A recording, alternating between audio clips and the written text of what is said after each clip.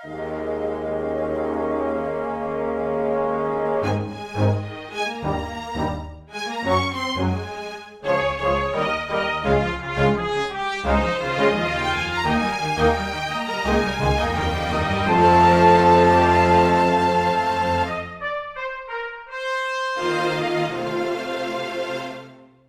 everyone, and welcome to Weekly Manga Recap. Beware the Ides of March! It is March the 15th of 2023. Professor Peanuts, what are you doing with that knife? A2, Professor Peanuts. A2! My mama's boy cat? I mean, he does stab me a lot with his claws, so I guess that is kind of the same thing.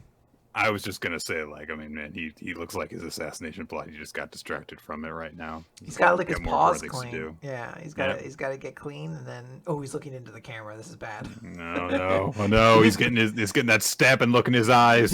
He's becoming self-aware. He's like, wait a minute, am I just a character in your silly machinations? I'll have to stab you later. Can I just note, this isn't really a tangent or anything like that. I just want to note the frustration it is my life, and that I constantly try to find ways to enrich the lives of my pets. And my most recent one was hearing about snuffle mats for the first time. You ever heard of a snuffle mat? I've literally never heard of that. No. It's essentially like a mat, and it'll have like a lot of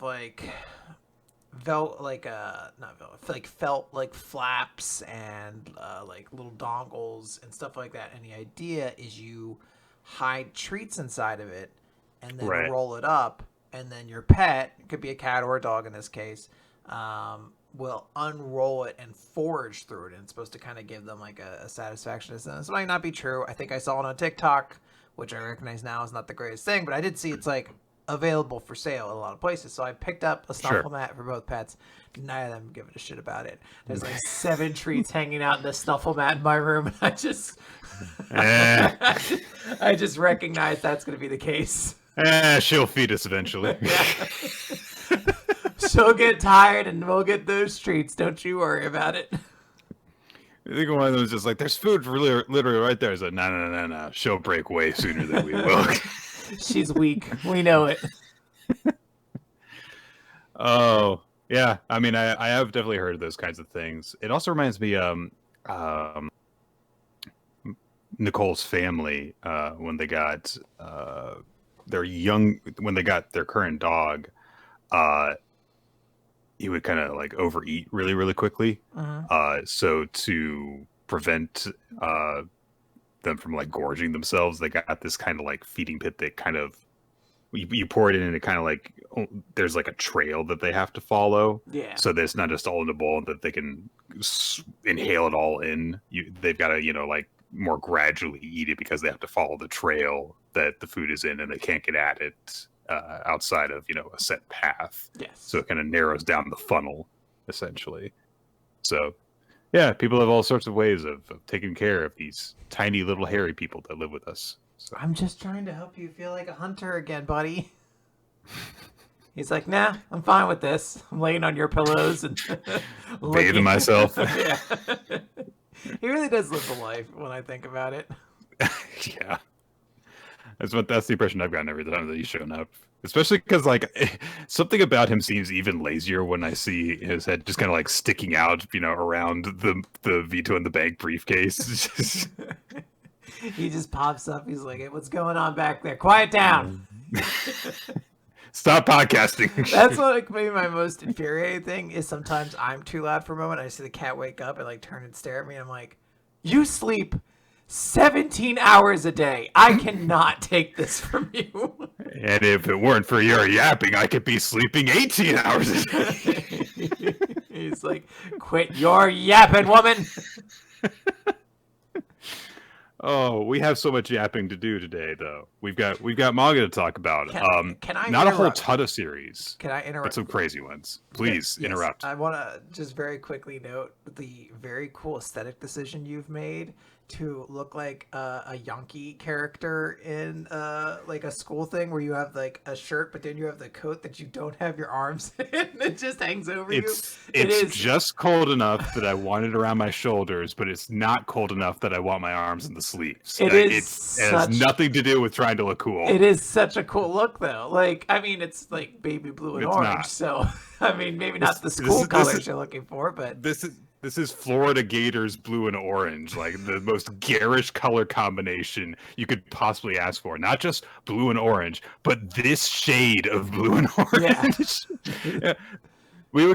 It would be so much easier to rep the colors of the first university I attended if they would just like had slightly darker blue, just or slightly less blindingly. I was gonna say like, poisonous orange. Yeah, poison dart frog orange to let everyone know that you're a danger to be around. Yeah, except instead of warning people away because we're poisonous to the touch, just warn people away because we throw shitty parties. Not you. Not me. Collective we. Yeah. I don't know if I've ever told the story of actually attending a college party before. Because that's something I have done in a very technical sense. Oh yeah. Because look, most of my parties were actually just like meeting up with my D&D group to play for 4 hours. But there was a time, I was like my junior or senior year, and as happened at least once a year at the apartment complex where I lived, someone pulled the fire alarm as a prank, and so we all had to wait outside. So it was a bunch of us just like waiting outside for the fire department to show up so that they could tell us, okay, there's nothing wrong, go back inside after we had sat out there for, an hour. So one of the times this happened, there was this guy who happened to live in the apartment below where me and my roommates lived. And he said, you know what? I want like something to kind of come out of this. Cause like, hey, we've all just kind of like met each other and stuff. So like anyone here who wants to, like, I'm going to like throw a party next week. You all are invited. And it was like, why not? I'll go and see what this is about. So I went downstairs. Turns out it was a college party that had beer, and I don't drink. Like it's just a thing that I just don't do because I don't trust myself to get drunk. So I'm just kind of like uncomfortably like sitting around while everyone around me is gradually getting more and more intoxicated. One of their roommates occasionally comes out really angry because she's trying to sleep for a midterm the next day, and her roommates have decided to go to a party. There's a guy there who had literally never drunk before, and he got smashed while everyone's playing beer pong and stuff. And after about honestly, I think I gave it a good 2 hours before I was eventually like, okay, I gave it literally the old college try. Yeah. I'm gonna go up to my room, and I'm never coming back here again, and I'm never doing this again. But it was eye-opening to say the least. Like, oh wow, literally, like everything that people think about college parties is 1,000,000,000% true. Like, so. What do you think you did when you left that party and went upstairs? Like, what was like the activity you were like, I'm going to enjoy this now? I think I probably got in an online role-playing group with some of my online friends and played for a couple hours. Like, that's why we're doing a manga podcast, Nick. That's exactly. The people we are. The one introvert in the room full of extroverts just be like, I don't want to get drunk. I'm gonna go play D&D. I'm gonna go pretend to be an elf now. So yeah, that's my story. Going to college parties and getting crazy. Hell yeah. All right. I think we should, even though we don't have less series to talk about, we should still talk about these series. So there's no My Hero Academia. No Black Clover. No Black Clover, but we did get news, Nick. Something might be rejoining the recap. Oh, really? I don't know. You may not have heard because it should not have been announced, but Screen Rant accidentally posted the news article today. Kodansha is making an app, though, essentially. From what I understand, Function is like a manga plus with simulpubs of all of its, or not all of its, many of its series, including Eden Zero. So sometime in May, which explains why they didn't renew their contract, because they're like, no, we're putting out our own app. So. Which makes sense, yeah. So sometime in May, I don't remember the exact date. I think the official announcement will be like a couple days from now. We'll try it. We'll see. I have no idea how this app is going to function. I don't know if it's free. I don't know if like you have to pay to access. I don't know, like, is it only $20 a month? Or is it like 3 chapters back? Do you only get the most? I have no idea how it's going to work, but theoretically we will be able to get Eden Zero back in the recap, and not too late, Nick, because I don't know if you've been following the spoilers, but it sounds like Drac and Joe might be becoming a good guy. Oh my god. Why? Why? Nick, you won't understand the context for this, but he only kills animals, not people. All right, so we're going to start covering Undead Unluck. This is number 150, No More War! How can you, like... Even if it weren't this massive, Vietnam-ish kind of setting, how can you not see that and not like want to break out into a billion protest songs in a row?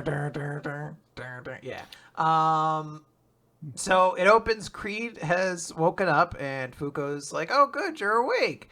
Oh, if you're worried about all of that, we basically because like Creed's like, who are you people? What's going on?" And Fuko's like, "I'd love to answer all your questions. Doesn't seem to be the time right now. The battlefield is currently being air-bombed by Creed's side."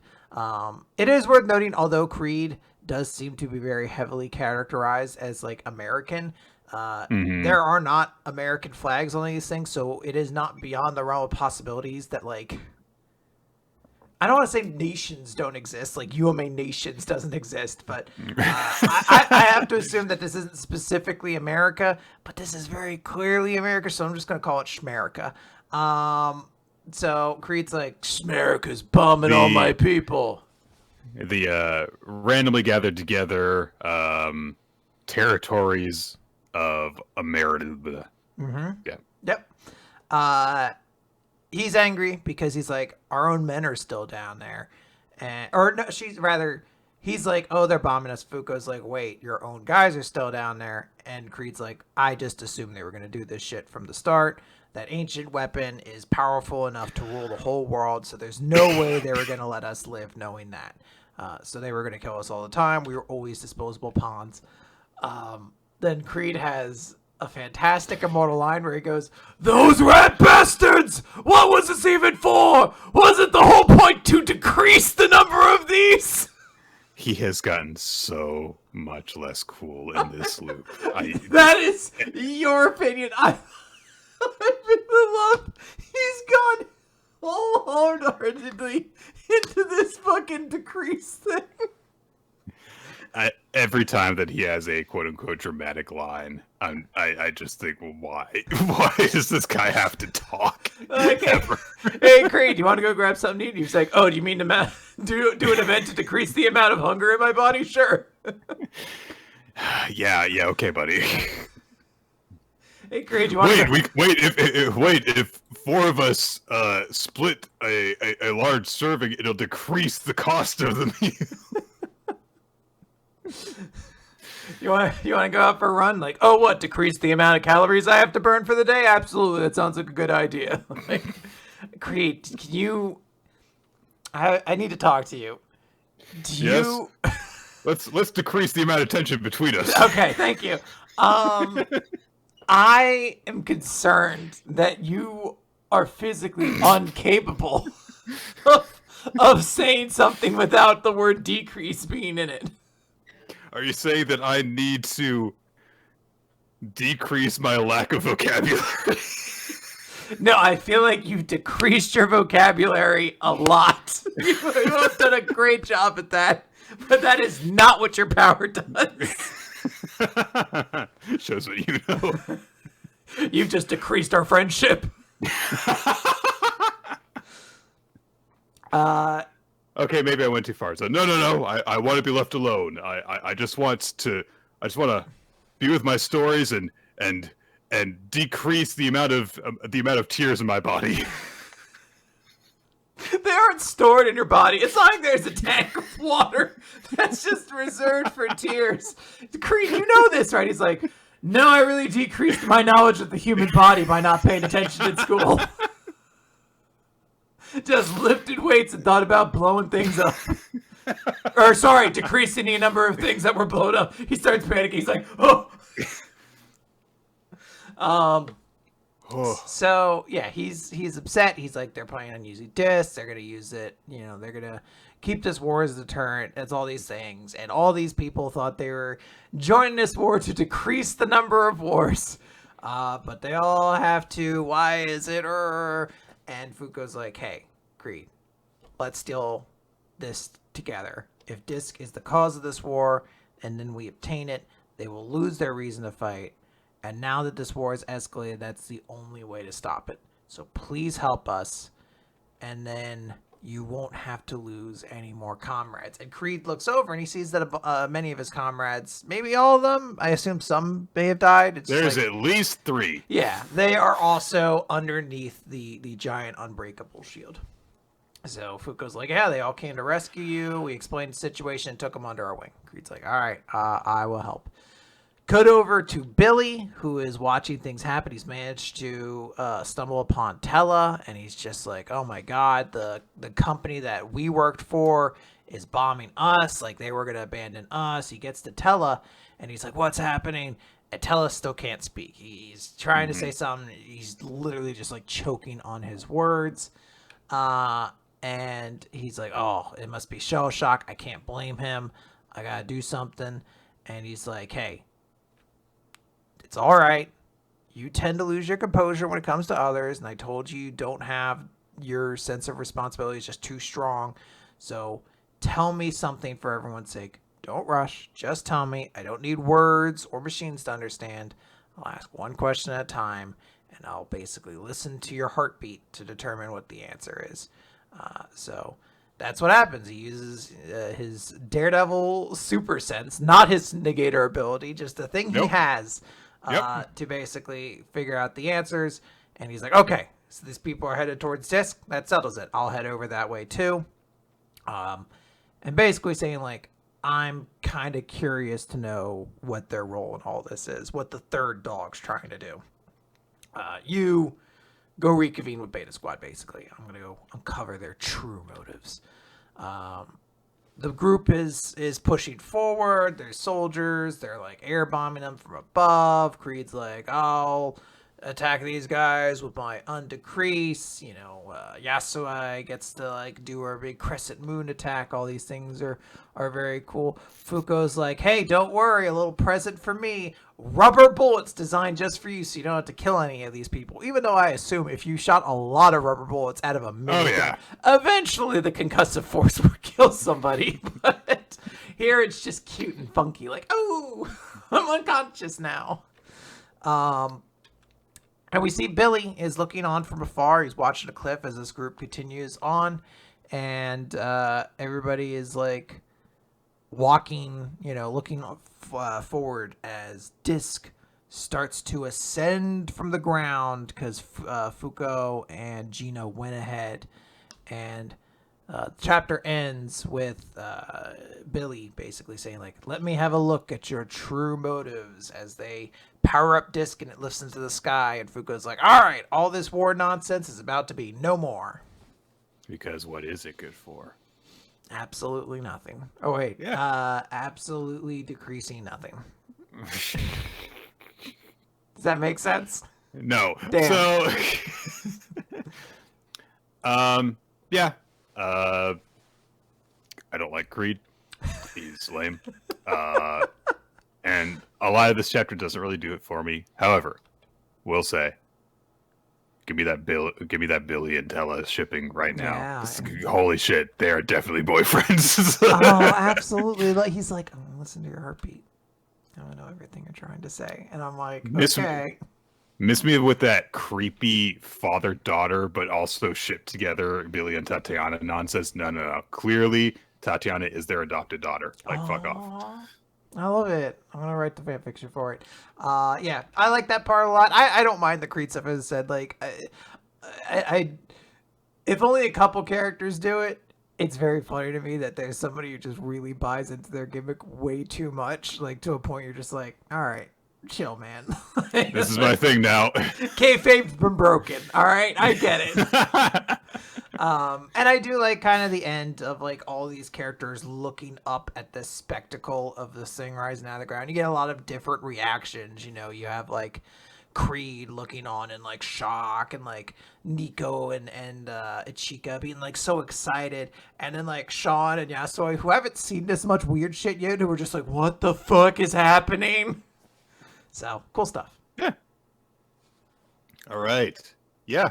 Let's jump from there over to Chainsaw Man. And guys, I feel like something had kind of been missing from Chainsaw Man for a while, which was horny, but also weird creature designs. Mommy. It's mommy both. Is what you're looking for. The word you're looking for both. is mommy. So we saw the mass of bodies that had fallen from people, falling to the dust outside of the apartment building that Asa was passing by start to come together in a weird sort of bipedal form, lots of limbs and stuff. And as Yoru decides, enough of this, I'm out of here, and decides to book it, one of the bodies gets lifted up and has its head wrenched and twisted off, and then held, not attached to the bodies up top. Specifically, it is held in the place where a head would be on a humanoid figure. It never grows a neck and attaches or anything. Yeah, very cool design aesthetically. It is. It's a nice touch, and it starts talking for the body. And the first thing it does is look down and go, oh, I'm being quite indecent. And so one of the hands lifts up and a chef's uniform appears over the body. And she introduced herself as the Falling Devil. Which... worth noting, Fujimoto listed one of their favorite movies last year as The Menu, and a lot of this makes sense when you've seen that. Okay. I don't really understand what falling has to do with a chef's uniform, but nothing at all. I think he just saw The Menu and he's like, creepy chefs is a wild fucking thing. So while the head is bleeding from every orifice, it's also talking for the Falling Devil and says, I'm visiting at the request of the residents of hell. A word of warning. Those who don't finish their food will taste death. While it continuing to go on the spiel, Yoru is berating Asa, being like, will you stop it? It's really powerful because of your negative feelings, which, I mean, Asa's gotten in so much trouble and had so many tragedies happen to her specifically because she's tripped and fallen, so that kind of makes a lot of sense. Mm-hmm. And but Yoru brings up the point, like, you're the only one of us who can actually create strong weapons, so I need you to fucking step out of this so I can fight. And the chef Falling Devil says, for the first course, my hors d'oeuvre, la lutte von la, and make some hand signs. And we get a flashback. This is so bad. I hate it, but I did realize something afterwards that made me smile. So, after Asa's mom dies, she is in the foster home. She's got a cat hanging out with her. It's a very good cat. It's the cat she saved. Remember, she saved a cat, and that's why her mom died. And the cat's perched on her shoulders. Oh, good kitty. So the caretaker comes over to her and says, hey, why don't we have my friend who likes cats take care of your cat? Because one of the other kids who's staying here is allergic.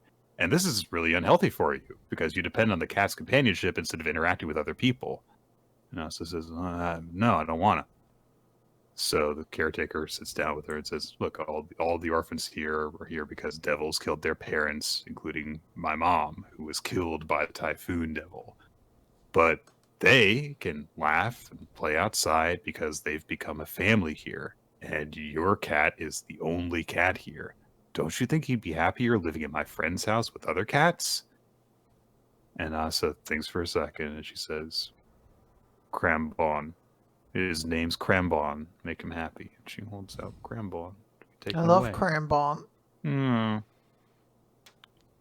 Crambon's dead. No! Just No! immediately. The reveal happens immediately. There is no beating around the bush. Like, one night she goes to sleep. Her friend says, yeah, when we went down to the river to play, there was a cat that looked like yours at the bottom of the river.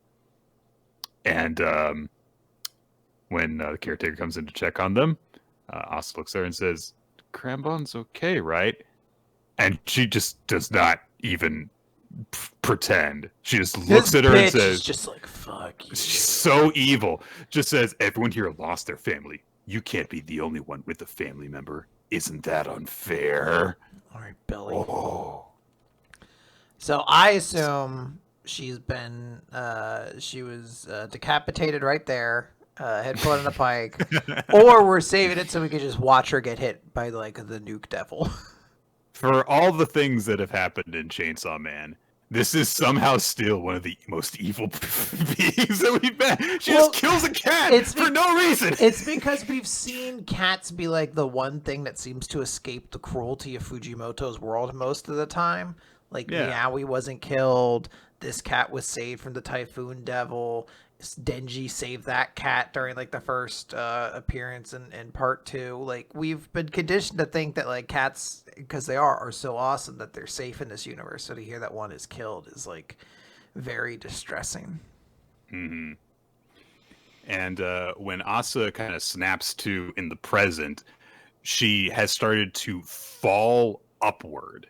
And there's a cool inverted shot where she's clinging to a guardrail on the side of the road while her body is being dragged upwards. Actually, I can't really tell. No, that is actually Asa who's in control right now. And it's established why later, as other people start to fall upwards into the sky. And the falling devil says, the lower the heart sinks, the higher the body falls. That's the concept of this dish. May the flavor of past traumas delight your taste buds. And one of the guys that has fallen up through the air falls through a door in the sky. I'm sure nothing bad happens beyond that door. I'm sure that door, everything's A-okay. He's like, oh, cotton candy. And then the door closed. You're like, oh, I want cotton candy. Oh, cotton candy is an hors d'oeuvre. Amazing. This is going to be a real fun dish. I can feel it. And things are really bad for Asa right now, especially because her terror is so great that Yoru can't enter her body in order to control her while they're in danger. So it's up to Asa to, I guess, stop being afraid of things she's afraid of. Yeah, this is a very distressing chapter on all fronts. I have to say, there's the cat killing, and also just like the way that Asa is being shown in danger. Like, it really does actually feel in this time like, oh, she could die because this thing's terrifying, and how she's supposed to do anything to fight back. Yeah, this is rough. The thing I realized, I don't think Asa's going to die here. That'd be pretty sad. Right. And I like to think she's going to grow closer with Denji, and then she can get to know Meowie. See? Wouldn't that be nice? Yeah, a cat will get her love. That's my hope. If Fujimoto betrays that, I'll cry. I can't do anything. I can't stop it. So I just hope he has that weighing on his conscience as I sob. Probably gets some power. This is the coolest fucking chapter. Like, I also enjoyed the menu a lot, so like just seeing the motif on the devil makes me happy because I remember how creepy it was from that. It doesn't make, again, a ton of sense in context of why the falling devil is like, I'm an evil chef. And you're like, okay. But this design is so cool. I'm not horny for mommy energy or anything. I just think it's visually cool, but I am really impressed at how quickly everyone has been like, I love the horny mommy falling devil. This is the greatest. It was so far outside of my my strike zone that it didn't even occur to me that people would be super horny for this. And then you said that, and I was like, Oh yeah, of course they are. I would assume it's not for the most part, but I've spent a lot of time around Austin Yorsky, who is super horny for Elish Norn from Magic the Gathering, who is like, oh, she's like half porcelain, half sinew. You know, that's kind of creepy. So sex on legs, you're saying? Essentially. And then I sent him a picture of the Falling Devil, and like I just got a response like, "Oh my god!" Like I don't know exactly what the context was, didn't get to hear, but in my mind that was him being like, "Ooh, oh my god." Then, yeah, who knows? So all right, I gotta put a lid on this. Yeah, we'll never hear from Austin again. He's just gonna take this chapter, close up in his room, and you know, whatever happens there is between. That's what happens in that. That's what happens in that door in the sky. Oh, that's true. That's the wank door. You love Dommy Mommy so much. You go up there, you just get to spend all your time. All these doors, you just hear a rhythmic pounding behind them. You're just like, yeah, this is revolting. Is the revolting devil actually the bad one here? It's actually like all the people that are flowing up to this guy are like, oh my god, she's so hot, and yours just be like, Asa, stop being horny for her, stop it. I can't. Why is it's so much harder that her head's not on a neck? It's just being held up by extra arms. Oh god. Okay, so I guess we'll move on then. Let's talk a bit about Akane-banashi, story 53. Fascinating news! Ooh. So, Kaisei has just finished up his very powerful performance that featured a big contrast between him being all seductive and sexy and then being very creepy and terrifying. And so everyone is totally, blown away by all this. And a lot of the people that are backstage are talking about, how incredibly gifted Kaisei is. One of the Senza saying like, "Oh man, so you gotta actually like just become a Shidoshi really soon," even though he's so young and hasn't been going for very long. And Akane is, of course, just kind of like quietly standing there, staring out on stage while everyone around her says all this stuff. And she just quietly thinks to herself, he's a massive wall. Not just because those two, referring to Rokuro and Urara, said so. It's, this guy's a Rakugoka who is not that far from me in age, and he's already received Isho's stamp of approval. I mean, if I can surpass him, then I'll be able to definitely become a Shinuchi really soon, I think. And I want to surpass him. I need to surpass him. But he's so far away, and the view changes to her, like instead like watching Kaisei like through a screen, like further away than we know that she's actually standing from him based on previous shots. And there's this cool moment where she thinks to herself, like, does he just feel so much further away now because he's gotten better in the past year? Well, maybe that's part of it, but I think the biggest reason is that I've gotten better too. So I've developed the ability to understand just what makes his art so special. And she thinks back to when she was, this younger, cockier apprentice at the start of the series. And she says, I didn't know a thing when I said I was going to just catch up to him. Kaisei finishes up his performance. And the story goes that Toyoshiga, the woman who threatened vengeance against her younger husband if he ever dared cheat on her, was so terrifying that he was like, I'm going to go stay at my uncle's house. And then she clawed her own throat out. And she wrote a letter that said, there is no man more unfaithful than you. So if you ever take another wife, I'll curse her to death, and then I will curse the next, all the way to your seventh, which is, it's a nice big number for, taking wives, but I don't know why you would stop there at that point, but she said the seventh, and that's the one I'll stop at, I guess. And we finish on this being like, oh, this is the horror-themed Akane-banashi ghost story of Kasane-ga-Fushi Swamp, the death of Toyoshiga. And it's this big 2-page spread with Kaisei like just kind of solemnly like finishing his story while the modeled zombified corpse of Toyoshika has her arms around him. Gross. But it's also a really neat contrast. Like, you can tell how much more mottled and dirty she is compared to him. The next person to go after Kaisei tries to do a Tenjiki story, about like the fart story, and everyone's still thinking about that really creepy ghost story. So no one's appreciating these awesome fart jokes. If I was a Rakugoka, I would do nothing but the fart joke stories and like demand that I go on right after the most serious performers. They're like, but then you would also be going to say, "Oh, I love Tenjiki." Like, it just finishes the story. It's like, that was the last time I ever said a word to my mother. And then they click, the curtain closes, open back up, and I'm just like, y'all hear about them golds and then there's hills? No subtlety whatsoever. They're like, I hate Tambo Jackson, the Rakugoka. She sucks so much. All she does is slap her body and make fart sound effects. No, I got a story for you all. This is the story of Jigabud, something that God is gold up in them hills. Half the time she just forgets the story she's supposed to be telling. I don't get it. She gets lost halfway through, fills in the blank spaces with hand boating, and then just starts screaming about gold.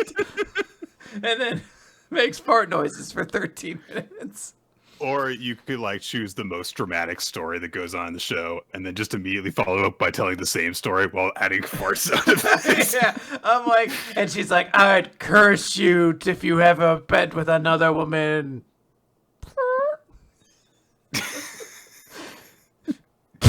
I guess it doesn't seem all that scary now when you think about it. Yeah, you're like, oh, those ghosts can fart? Oh, they're human then. I'm not afraid of them anymore.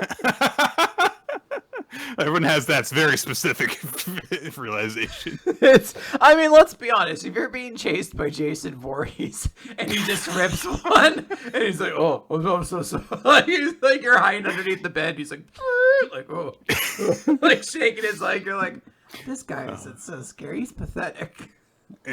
But then there's one guy who's like, stabs him. Oh no, he's got a new weapon for luring out teenagers to kill him. The contagious fart. He preys on our immature sense of humor. He looks around. He's like, like a call and response. Someone barks. She's like, boom, stab. Don't laugh. This is the dumbest thing we've ever done on this show. I don't know. I feel like in 16 years or however long this podcast has been going, I don't think we've ever been dumber than this moment. All right. So anyway, everyone backstage is like, yeah, everyone's still like really blown away by how creepy the ghost story is, and now we've got this really immature fart story going on. So I don't know if things are gonna really work, and they're also just everyone's just kind of like acknowledging. I mean, this guy's supposed to be like in our class, so to speak. He's a peer of ours, but there's no way we can actually compete with this guy. Kaisei comes to meet with Akane later, and he says, did you enjoy the show? And she just kind of glowers at him while grimacing. So he says, okay, look, here's the deal. Master Iken, that's the mustachioed master who was one of the judges, he's gathered up all the Arakawa School Futatsume who will lead the next generation in order to put on a 4-person event. Those he has invited so far are Master Zensho's apprentice, Yuzen Arakawa, Master Shikuma's apprentice, Koguma Arakawa, which of course Akane reacts to like, oh, what? He's doing something. And me, Kaisei Arakawa. The 4-person event currently has 3 members lined up, and the remaining slot will go to a Zenza, I hear. That slot will be given to the first place contestant at this summer's Arakawa School Zenza Rensaikai, a training event, which Iken is going to be judging. So, Kaisa says that Akane's got the opportunity to be one of the 4 that'll be performing together, along with Koguma and Kaisei, who's her rival. And Kaisei's like, hey, that's it, bye. But Akane stops him And she starts to refer to him as Kaisei Arakawa, but then she's like, I mean, Kaisei Ani-san. So, much more respectful, familiar term. And she says, look, thanks for telling me about this, but why are you doing this for me? And Kaisei says, don't get the wrong idea. It's not you I'm interested in. It's the story you're going to tell. Ooh, echoes of Isho Arakawa. Mm-hmm. So, yeah. So, a neat chapter. Yeah, fun chapter. I like just this big. Oh, Akane's got like a big, proper, imposing rival to overcome. But because we were saying a couple months ago, like Kaisei hasn't really done a whole lot. I feel like he's supposed to be important. Oh yeah, he's supposed to be important. Here you go. So it's been a nice reintroduction to him. Yeah, in these last few chapters. It's weird. So much has happened in Akane-banashi, and yet it's still only in like 53 chapters. So you do forget, like, oh yeah, these characters I haven't seen in a while. It's like, well, that's just because they're not there. And I think the like idea I'm most intrigued by is like, hey, there's going to be this tournament. Or not tournament, it's contest. It's basically going to be determined who gets to go into this 4-person event. And like we know 3 of the people, and one of the people is one of Akane's, former, I guess still technically, like fellow students. Her senpai, basically. Yeah, but she doesn't really spend a lot of time in that school anymore and is learning from other people. So it's like a very interesting thing to be like, oh, she's going to go up against one of those. Well, hopefully. One of those people. Like we get to know what's coming in the future to get excited about, but then it's like, okay, we'll have this tournament, which is where it's like, all right, now it's time for us to like get... It's tough for me to still get excited about like the actress girl. Because like she hasn't like shown me yet that she's like super cool or anything, but yeah, I mean we'll see how that goes. Like it's intriguing knowing there's something exciting waiting beyond this. Yeah, absolutely. This is a nice early arc set of chapters we've had as we kind of move past Akane. Akane's big accomplishment while training with Urara and expanding her comfort zone and everything. To here's the next big hurdle for her to overcome, and it's keeps that kind of structured shonen approach of like tournament kind of arc, and we'll see how she goes. Yeah, let's do some blue box chapter 92. Whenever you're struggling, we got some color pages at the start of this, some really nicely colored pages, very kind of classical look to everything. Yeah, that's excellent. Taiki last time approached Yumika with a ticket for Chinatsu's basketball tournament, just after, of course, Yumika and Chinatsu had this big confrontation where there was a lot of bad feelings explored between the both of them. And also Chinatsu, of course, had basically talked about how important Taiki was to her. And now Taiki is here. And, of course, he manages to get to her, and then he immediately has to crouch because it's like, my legs, because he just finished his shuttle running competition with Matsuoka. So Yumika immediately is like, why are you trying to give me this ticket? Isn't that something you should go to? It'd also make Natsu happier if you were to go. But Taiki says, well, it can't be me, because when it comes to basketball, it's got to be you. And wouldn't it be nice just to go see an old friend play? And anyway, I went through a lot to get this ticket, so don't waste it. He literally takes her hand to put the ticket in it. And he says, I'm asking this as a favor, and just leaves her with the ticket. We cut over to Matsuoka, and he's resting, lying back, while a few people are like, man, can't believe that first year beat him. And Matsuoka thinks to when he and Taiki were competing, and Matsuoka's like, who are you gonna give the ticket to that you're working this hard for? And Taiki just kind of looked at him, but he said, I mean, you don't have to tell me. I mean, I'll just ask the girls' team later who it was. All right, so he's not an idiot. That's very sensible.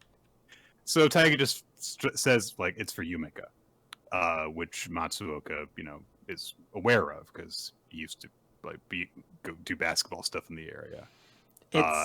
It's very weird to me because like I've watched JoJo fights where characters will literally be like, in this 0.5 of a second, I'm going to carry on a conversation, but I don't know why it is wild to me that these boys are running full force and they're being like, so what are you going to do with the ticket? Like it's one of those things that like I'm like. I don't want to say like, oh, my suspension of disbelief is shattered, but I was definitely just like, how are these fuckers speaking right now? Mm-hmm. So Matsuoka points out to Taiki, like, hey, isn't it kind of late to try and do something that involves her? Like, she quit, and it'll probably be hard for her to hear anything that people on this side say, which is a very weird way of putting, like, still involved in sports, but whatever. He's an athlete. Of course, he gets a little bit dramatic when talking about sports. But he also points out it's not like she can come back to AMA. So yeah, that would definitely be a hurdle to have to overcome, even if things got good between Yumeka and Chinatsu when she wanted to rejoin her. It's like, oh, well, how do you handle like transferring schools and all that shit? But Saiki says, like, yeah, there are some things that you can't do anything about. But to Chinatsu Senpai, Yumeka isn't someone who's only a part of her past. She'll always be a part of her. The Chinatsu Senpai that I fell for is who she is because of Yumeka. And I want the two of them to get along. It's my own selfish wish. But it's not that selfish. I think that's a really nice sentiment. It's good that he acknowledges that there's a level of himself that wants this. Absolutely. That's I think, an important thing. But yeah. So Haruyu comes over to Matsuoka to talk to him and is like, yeah, I think that if you hadn't slipped on that sweat on the ground, that you might have gone for a bit longer. So it looks like he just kind of, slipped and stumbled. And so it's like, oh, he stopped running. So that's it. But Matsuoka says, like, I don't know. He beat me fair and square. And Haruyu points out, like, you spent all morning doing laps. You were already tired out. But Matsuoka's like, nah, I thought I could win still. And I challenged him. So Haruyu says, well, that's your weakness. Maybe if you'd gone all out, you could have won. Are we going to get a Matsuoka redemption arc? I mean, these are all kids. It's not like any of them are evil. And his big crime was just being slightly a jerk to another kid. Nope, he's banned for life. We cut over to Chinatsu at that moment, who is in in Taiki's house, and she. Were you trying to remember what their name was? Yep, Inamata. Inamata household. Yep. So she notices something when she looks at her cactus, but then she goes out, and she is walking along the road. She spots Taiki, who is gone full old man mode because his legs are so sore. Oh. got a walking stick. So she says, what are you doing here? I thought you were practicing. He's like, I had an errand to run. Yeah. That's nothing to do with you. So she looks at him and she takes out a towel and she wipes away some sweat that's trailing down the side of his head. And he says, well, what was that for? And she says, well, if you're sweaty and you don't wipe it off, you could catch a cold again. And Taiki starts to say, well, it's your towel. She's like, I mean, it's I haven't used it. It's fine. He starts to sneeze, and then she just gives him this very blank look, which is like, yeah, fucking told you get a cold. And then she gives him her jacket, and a nice twist on things. And so Taiki says, like, what, are you copying me? I would never. But she says, you've given me so much, I need to return the favor now and then. I wonder what you'll give me next time, says Taiki. And then he's like, I'm just kidding. I was joking. Oh, I can't run away because my legs hurt so much. I can't scream it away anymore. So, they start having, just like exchanging pleasantries and stuff. And while Taiki thinks to himself, I mean, she's the one who's given me so much. But Chinatsu says, well then, whenever you're struggling, I'll be by your side. There's just this, big two-page spread, just the two of them looking at each other. Yeah. And Taiki blushes because, I mean, like, even if there is like no romantic interest, that's just a very like very intimate, honestly, thing for two teenagers to share. Like, I'll always be there for you. That's a very sweet thing. And Just so like the he's like, Friends theme song. yeah, When the rain kind of. starts to fall. Yes, she'll be there for you. Yeah. So Taiki's like, okay, yeah. Who would be the best Friends character to actually be there for you when the rain starts to fall, metaphorically? Because metaphorically, I was gonna say like when it literally starts to rain, Monica would have an umbrella. Monica, absolutely. But metaphorically, I'm like, ooh, so many of these people are not good with handling other people's issues. No. Like there's not like one person that I'm like. It depends on the issue that you're experiencing. House blew up. Chandler. Oh, that's right. Yeah, he's gonna make me laugh. Well, not just that, but also like he just kind of like, you know, is like financially responsible. Oh, okay. And he's like, I don't think you should have canceled your house insurance for tickets to see Top Gun Maverick 7 months after it was out of theaters. I don't know why that was your two budget concerns. Like relationship problems. I don't know, maybe Joey, honestly, because like he'd be like, whatever. Oh, did you brush your teeth with that? I farted on that. Oh, like, thank you, Joey. If I was trying to get over a person, like I had a breakup and was needing to get over them, I think Joey would be the right call. But if I'm just like forlorn about a relationship, I don't know if Joey's the right one. I feel like that's where you'd want like a Phoebe. You can't have a serious conversation with him. Yeah, you'd want like a Phoebe there or something like that. Because she doesn't exactly know, but she's going to have some anecdote. And again, you got to laugh. You know, because your house just blew up and your partner broke up with you. And the rain starts to fall, Nick. Who will be there for you? In any case, I don't think it's ever Ross. I don't think I ever. It could be a dinosaur-related problem. I'm still not calling Ross. I'll be like, there's like a fossil in my backyard, and I don't know what fossil it is, but I will have any kind of problems, and then somehow it will still somehow end up being about you instead. I don't need you coming in and kind of extra bumming me out. So your partner broke up with you, but were you on a break? Oh my God, Ross, you need to stop. I was on a break once. No. I was like, you married her at the end. I don't understand. Why are you still and then he ate my sandwich? Oh my God, you've got to let things go. So I only know all these Friends jokes because I watched the entire thing with Nicole. Aww. It was a great bonding experience. Yeah. We're getting away from the very sweet moment that happens in this chapter. Sorry. Yeah, they say, I'll be by your side, just like the Friends characters do. Nick, which Friends character would you like to... Stop, quit! So yeah, they just kind of like are like, yeah, I'll just always be there for you. And then as they just kind of walk down the road together, we cut back to the Inumata household, and Chinatsu's cactus started to blossom. There's a little flower in it, and then I remember what that means. Are blooming, I remember Nick. what that feeling means. This is such a sweet chapter. I can't believe how much this makes me happy. As it really does. It's just very sweet when, you know, people who admire and care about each other just express that. It's nice. These good kids are getting along, and I'm happy for them. All right, we need to change gears. All right, we're going straight from first gear to more gear. More.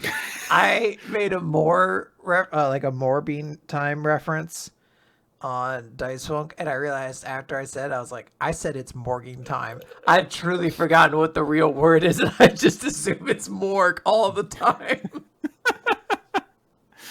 Oh man. So it is time for the murder mystery puzzle for the leading private selection exam.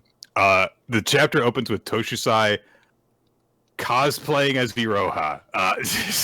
She strikes a pose I did not even realize had kind of become his signature, but when you see her do it, it's like, yeah, that actually kind of looks like Iroha, like the weird hand gestures and just the kind of the bent elbows and stuff. And also she rolls up her sleeves like Iroha does. Yeah. And Iroha's like, oh my god, she's pretending to be me, and everyone thinks it's funny. And I totally understand that, like, oh, you didn't realize how much people kind of like paid attention to your eccentricities and had totally picked them. So it's a good way to make you feel self-conscious. Yeah. We get our title, which is A Knight's Code, a Pawn Solution, which is one of the less weird chapter titles we've gotten for Cipher Academy. It's still something now. It really is something. We get a brief introduction to the 4 people that Iroha is going to be competing with, including all their glasses weapons. One of which is not helpful to solving puzzles because it just makes you worse at it.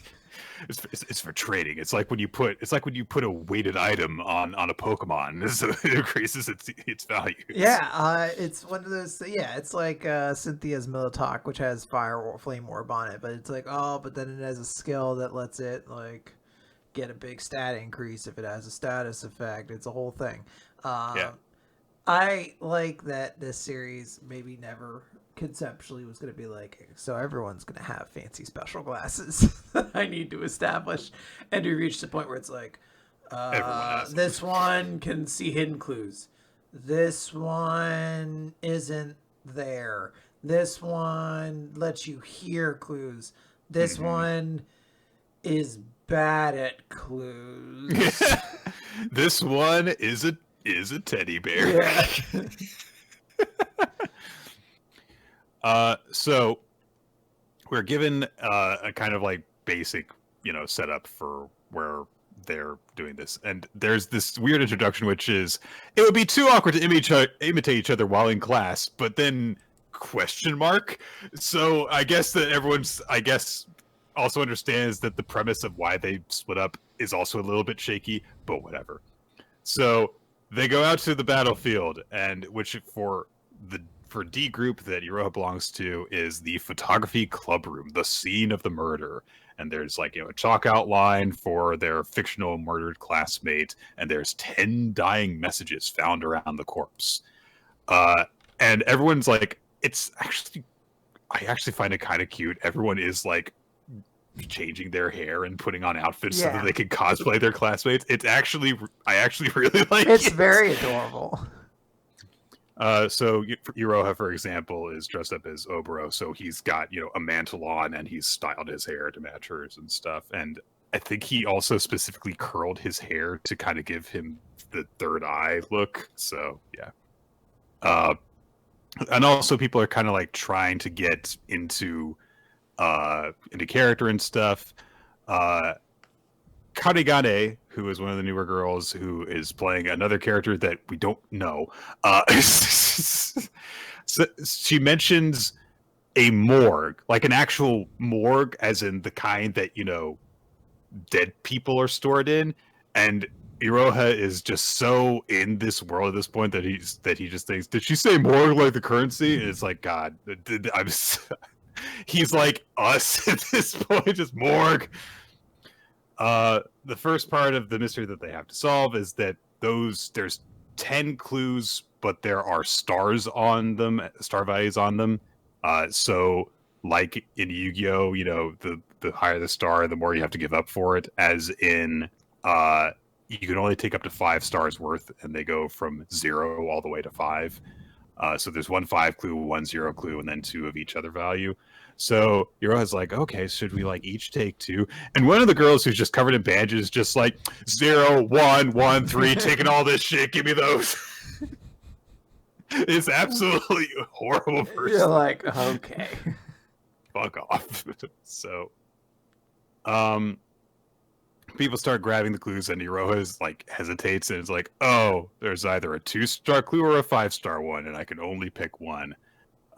So he does think for a bit, like, okay, presumably the 5-star one's going to be like really difficult to solve, but it would probably have the most valuable clue. So do I want the clue that's going to be easier to solve, or what? But he thinks Obro would have picked this one. So he decides to be in character in his selection and take the harder, more valuable clue, which is SAT is K2XL. It's a 5-star puzzle. Nick, did you solve it? Nope. I did. I figured it out. What is it, Quinn? Oh, Tell me, Quinn. I'm not going to tell you until next week or whenever the answer is revealed. Fuck off. So, Iroha thinks, so like, okay, I've got like my abilities that I can use here, and I need to figure out what my conditions are for winning this and for losing this. So everyone thinks the spy is the killer. And since I'm the spy, I'm the only one who knows that's not true, except for the killer. So someone is trying to frame me, the spy, for the murder. And he kind of like lays things out in like a scoring pattern of like, okay, if I like, find the true killer and frame someone else for being the spy, then now that's like a perfect victory for me. But like, if people find out who the spy was and I get blamed for the murder and someone else dies, then that'll be really bad for me. So, and then he also thinks like, okay, I've got these colored glasses ability on here, the 4-color probability, and the resistance to torture. So these are the skills that I can use in this game. So he just takes a moment to kind of do that, while also analyzing everyone else must have similar skills.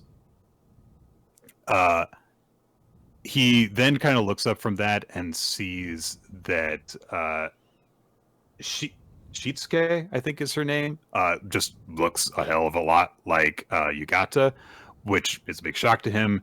And I do kind of like that it's that gets it for him, because he had that very harrowing experience with Yugata. So when he sees her just adopting that pose, it's like, oh shit, a bit of a PTSD.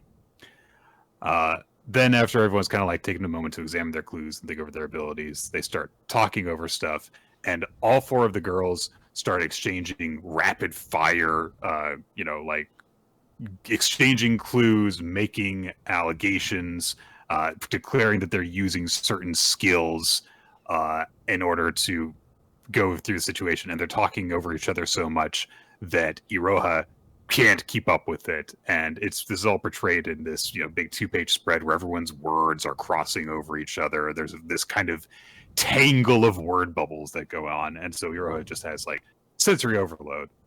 So he eventually like thinks about this and is like, all right, you Nutaba, the bandage girl, I want to have a secret meeting with you, which is a thing that's allowed in the games. And so he's like, okay, look, I want to just have a private one-on-one conversation with you. And he actually specifically asked like if they could exchange cards, and she says, nah, if we do 1 card for 1 card, sure, but I'm not going to give you 5 cards worth for your 5 cards, for 5 stars worth for your 5 stars worth. So you've been pretty greedy about this. And she's like, if you give me your 5-star card, I'll show you my 0-star card. This absolutely you're the worst kind of player. Everyone hates playing with you. So Iroha thinks this over, and they agrees to it. And when they trade the clues, the only thing that he has is quote unquote an overexposed photo. It's just a black screen, which has a 0 difficulty apparently. But Nick, what if it's like Yami and 0 is actually the strongest? Ooh.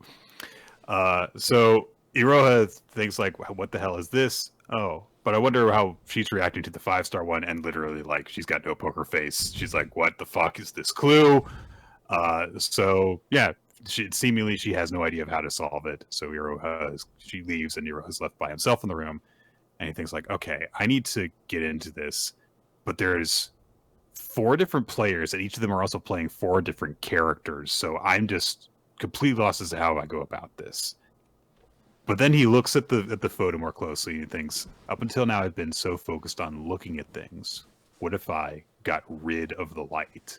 And he turns the lights out, and he just plays back all of the overlapping words in his mind and starts to just filter them out while lying in the dark. And he says, for now, I'm going to just forget about consistency, connection, who said what. And instead of focusing my eyes, I'll close them and concentrate on only that which I can still see. And after a few moments, he says, I see it now. The killer is Shokuho Yorokawa, played by Otama Jakushi Mamushi Hishimeki, which is too long a name. So, we know from seeing Toshisai's card that, according to that, Iroha is the killer. But Iroha has come to a different conclusion, but we were also in the previous chapter that the information they're given is a mix of the truth and lies. So, what is correct? What's the correct version? Is Iroha right in his supposition here, or is he on the wrong track? I guess we'll find out soon. Yeah. Cool chapter. I like the little cosplay gimmick. I really like calling back to, and I've forgotten her name, unfortunately. I can't remember what's the name of this, but ponytail girl sitting and like the character like mimicking that enough to like scare Iroha all over again. It's like a cool thing. Yeah. Good stuff. So the headphones girl is the one that is playing Iroha's choice for the killer in this. So we did have in the chat someone kind of like highlighted the word bubbles that Iroha. It was Kurito, wasn't it? It was Kurito. Yes, you're right. Yeah, we gotta give props to the femboy connoisseur. So he went. They're not all about sending us bad yaoi series. That's right. Kurito went back and took this 2-page spread of all the word bubbles and was like, all right, here's the ones that were highlighted at the end by Iroha filtering them out. And if you look at that, you can also see who said what if you very carefully follow the lines from the word bubbles. So I wonder if it has to do with like Iroha like catching any consistency with what someone said or something like that. I haven't had a chance to actually like sit down and like actually follow it and see if that has to do with it. And maybe it is. But I'm sure that we'll get at least a look at Iroha's logic for why he's got his current suspicion for the murderer. Yes. So, let's go over to Ginka and Glüna, shall we? Derndish. Chapter 25, Memories. So, Ginka is fighting with the bad guy, Magaraka. That's his name. And Glüna realizes, holy shit, Ginka is using up too much magical energy. If he keeps this up, he's going to disappear. He's going to use up all the magical energy that's holding his snowman body together. Magaraka is fighting with Ginka and just says, yeah, playing with you is not fun anymore. I'm getting tired of this. And Ginka's just trying to figure out, like, shit, he's too powerful. What do I do? So Glüna suddenly stands up, crouches down, and her arm is pulsating and dripping with this magical power that is dripping up out of her. And Ginka warns her to stop as energy starts to blast out of her arm. And Ginka says, you gotta stop. That's too much energy. But Glüna holds a finger to her head and says, no, I won't. And we get a shot of basically Glüna seemingly like firing like a bullet into her brain, it seems like, in order to cast this spell. And Glüna says to herself, there's a lot of reasons I'm glad that I became a magician. I never get cold. I can heal wounds. I can talk to animals. And also, I guess it's made me imperturbable. I've trained to control my emotions. I can maintain my composure no matter what. It doesn't matter how bad things become. I don't cower and cry like I did when I was a child. But this is the one thing that I can't stand. And she walks into a memory, and she's surrounded by snow. And as she does, she is greeted by her younger self, who, you know, the one that we saw in chapter 1, who was all bundled up in winter clothes. And she says, the young Glüna says to her, it's been a while. And the two of them watch, also young Glüna, but this is just a memory of her. Carrying her mom's body on her back through the driving snow. And Luna says, this is when Mom died, and I went to bury her. I remember what happened after this so clearly. The snow had frozen so hard that I couldn't dig through it at all. And young Luna, in the memory, is stumbling and falling through the snow while carrying her dead mom's body. And one of the Lunas asked the other, hey, she keeps falling. Why come all the way out here? Why not just bury her behind the house? And the other says, because this was Mother's favorite spot. I thought if I brought her out here, then maybe she would wake up.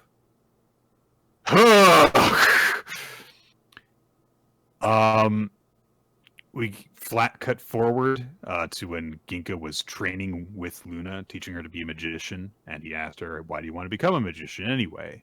And the young Luna says, well, I want to, see the whole world. And the older Luna realizes, I forgot all this. I forgot that I had lied to him back then. And basically, she tries to pull a Full Metal Alchemist. She uses Summoning Circle to try and resurrect her dead mom from, like a femur and some little bones. But Ginka catches her in the act. And is like, what are you doing? What are you doing?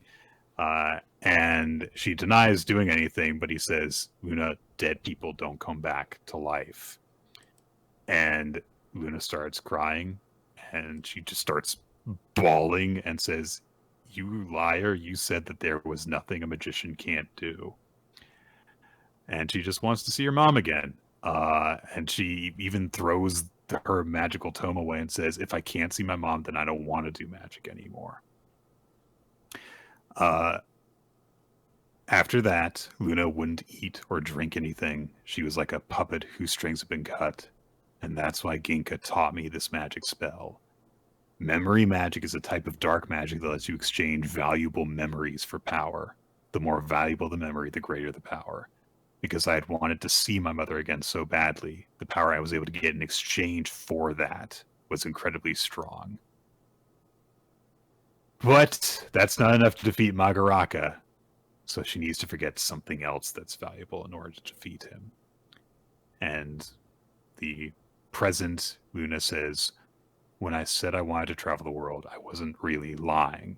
I wanted to see Mom again the most, but I did have other desires, and I think that Ginka understood that, and that's why he taught me this spell. I had sworn to myself I would bring her back to life. It had been everything to me, but now I've forgotten all about that. Where did those feelings go? I don't know. But I do know that after that, I had all sorts of fun adventures. So it'll probably be the same after this. Even if I do have to forget something important, it should be okay. My painful experiences have given me so much power, but if I can be at peace with my fears and sorrows, then there should be nothing but fun for me from now on. And in the present, she is coursing with power. Dark energy is streaming out of her palms and swirling around her. And she says, fun is what magic's supposed to be, right? And Magaraka is like, oh, you're interesting. And that's where we end the chapter. It's okay, Luna. I also forgot about your two friends. I assume that's what she chose to forget. I was like, who's Anemone and Beretta? I forgot about them too. So maybe I'm also due for a big power up, So the series is not yet canceled. Not yet. There's a chapter next week. And then we have to assume that it's going to be ending soon, though, because this is really this is very final story, like stuff happening right here. That said, this is like a chapter I have like kind of confused thoughts on, where I'm like, I also like Full Metal Alchemist, like, and the perils of like, I tried to revive my mom, but that's not the way that this, particular power system is supposed to be used. And I'm like on a fence of like, do I dislike that this feels so heavily the same story? It's not exactly the same, because there isn't like oh, you were punished for trying to use magic or anything like that. But on the other hand, I'm also like, it's a lot of info to like dump out very quickly. Like this happens when series get canceled. They just kind of have to be like, hey, this is everything I had planned, you know? So it's this weird level of being like, am I intrigued by any of these developments? The idea of like, oh, I can use this magic to like forget important things to me, but like it makes me, you know, like monumentally stronger as a result, or am I like, that's like a weird mechanic? I don't know. It's like this very strange feelings, I guess. I mean, I like this chapter, but it did definitely make me feel like, man, we really did not have a lot of character development going on for Luna until literally just now. It's not that she was a bad character or anything, or that she was a nice character. I thought that, you know, following her having adventures and just being happy to be happy was nice. But you were keeping this in your back pocket the whole time. Why? I feel like that message of like, look, giving up who you were in the past or forgetting about it, that doesn't mean that like your life is over because you forget about that, because you can make new memories and stuff. I feel like that's a really interesting potential message that you can have be like just the theme of the series. And instead it's just kind of like magic's fun, and it feels like you could have done that while also connecting the two more. And I don't know, it does feel like we're kind of at the point of where a lot of canceled series go, which is, oh, this could have been a neat idea if you didn't keep it in your back pocket because you were concerned with like, oh, I'm going to do this at the appropriate time. And because it's like, look, if you've got some stuff that you can do up until you reach that point, that's all great, then sure, save it for the appropriate time. But if you don't, then why are you holding on to it? So yeah, it's a bit frustrating. Yeah, definitely. I don't know. We'll see. We'll see what happens next week when the Jump spoilers come out and the rankings and everything. Nick, you ready to move on to Mashle, Magic, and Muscles? Yeah, so it's another serious chapter. So we're one of the, it's like as if there is a single joke chapter again of Mashle, we need to have Austin on immediately. It feels like I'm waiting to find like another like a jokey chapter, and I'm like, Austin, please, I need you to know that I'm not lying to you. He's like, oh, I was gonna go to the dentist that day. I'm like, fuck your teeth, get here. You need to know I'm not a liar. Mashle, Magic, and Muscles, chapter 147, Order Battle and the Logical Decision. So the group is taking Mash out of Innocent Zero's lair. They're running. They know, like, if Innocent Zero catches, we are done for. Nobody else is coming to save us. And they get to a door, but it is covered in rocks. It's blocked. So Order's like, get out of my way. Uses sand magic, blows a hole straight through. He's like, all right, get going, you guys. And they start going, and then Order kind of falls. And I can't tell. It looks like Dot maybe turns and is like, hey, are you all right? But Order's like, I'll be right there. And, God, I can't tell these characters from the side profile. I think Kaldo Gehenna, not Kaldo Gehenna, Rio Grants is like, oh, Order. All of them are beaten up and their faces are bloody and their hair is messed up, so they all look the same with slightly different shades of hair, essentially. Yeah. It's a little difficult to tell from certain angles, but they know they're like, all right, we're almost out of here. As long as nothing happens, we'll be okay. But then a swarm of what I assume is just like goblins and orcs basically, and generic evil bad guy army stuff starts coming at them. And they're like, shit, Innocent Zero's army is caught up from us. We'll never be able to outrun them. Lance tries to use his gravity magic, but it's not nearly as effective because he's so tired. And they're like, shit, we're not going to be able to do this. And then Order steps up, casts a spell, and creates a giant chasm between him and the rest of the characters. With him on the other side. Now, one would say, could you have cast that anywhere with you on this side? But Nick, this is meant to be Order Battle's heroic sacrifice. So he's like, hey, don't you worry, guys. I'm going to handle them. And they're like, there's so many. Plus, you're hurt. This is irrational. You'll die. And Order's like, irrational? Hardly. My decision is based on the reasoning that protecting Mash Burn Dead is the most logical thing to do. So go. And tells them all they got to get out of here. Dot, as he's leaving, is like, you better survive because you still got a lot to teach us. And Order, as they're leaving, is like, "Dot, Lance, good job taking down the third brother," and pushes up his glasses again. He can't give anything. He's like, can't be emotional. He's just got to be like, No. "It was good that you defeated that brother." So the army is just beating the shit out of him because he has like nothing really left. They're like, "You're just gonna die. Look at you. You're powerless. You're gonna die for nothing."